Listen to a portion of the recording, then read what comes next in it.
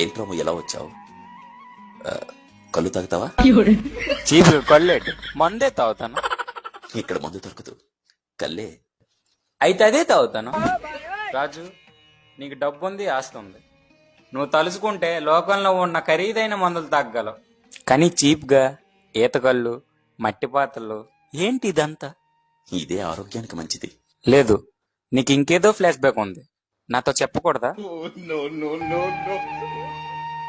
చూడు రాము, నేను ఒక క్వార్టర్ కూడా కొనుక్కోలేని పేద కుటుంబంలో పుట్టాను. చిన్నప్పుడు పక్కింటి అంకుల మందు తాగుతుంటే కిటికీలోంచి చూసి ఆ వాసనతో కడుపు నింపుకునేవాడిని. 20 రూపాయలు జోబులో పెట్టుకుని ప్రతి వైన్ షాప్ ముందు నిలబడేవాడిని.